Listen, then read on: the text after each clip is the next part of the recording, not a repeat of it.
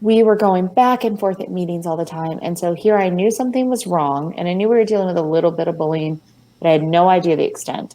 I knew we had serious learning differences. We weren't getting anywhere. And we were sitting in a meeting at the end of the year, and we were having a meeting on how my kid was going. We were going to help him in his math, getting his math situated. And what were we going to put in place for the next school year?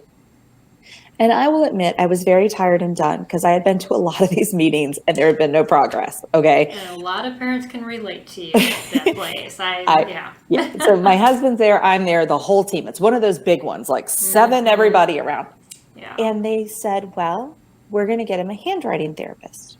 And it was almost like the world stopped turning. It was literally like I stopped. It was like, eek.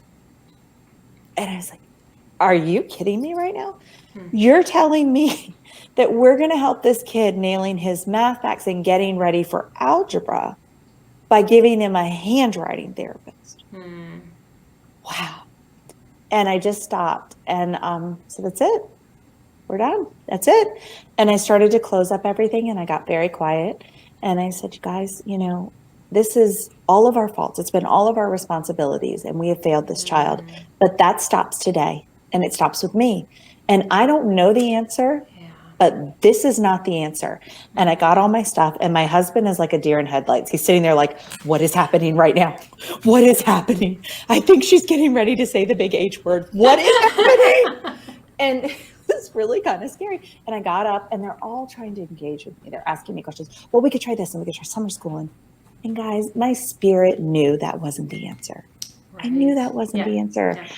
And we walked out to the car, and my husband's next to me, and he's like, so we're homeschooling? I'm like, oh, you bet, but we're homeschooling.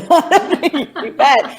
And the next week was our state convention, and I packed him up and took him there with my shaking notebook, terrified with all of these naysayers in my life because I had health issues. I had a child with serious needs. He was struggling just in every aspect, and yet you think you are going to solve the problem without all these specialists, right? And I walked away from my first convention, my conference, with this sense of hope, really hope. I had gone and listened to hundreds, I felt like hours and hours and hours. It was professional development for me, right? Yeah. And there was this one mom, I just wish I could remember her name. Her and her daughter were just the coolest people. I walked out of my first meeting with my shaky notebook, and she could tell I was like rattled, right? You know that mom. The mom. Right? Yeah. When I'm speaking, I watch the audience. Yeah, you know. And I walked out of that room, and my son sat down. Her daughter was super cool and edgy. She had hair like she was so fun. She had the fun hair, and she had the guitar going, and they're working on this beautiful art project. And she's like, are you okay? And I'm like, not really. It was just this unleashed of, I'm so scared. I'm so scared.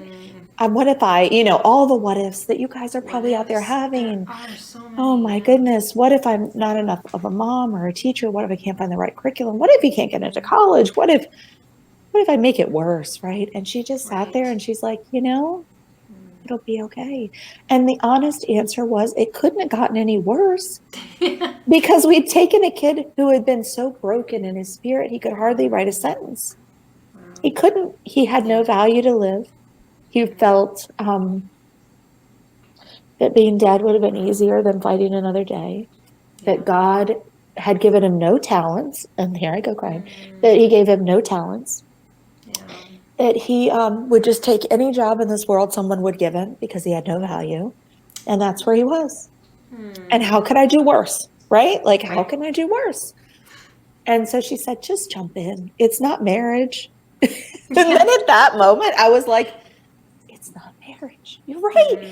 If it doesn't work, I'll do something else. Okay. And then my son's like, are we doing this? And I'm like, we're doing this.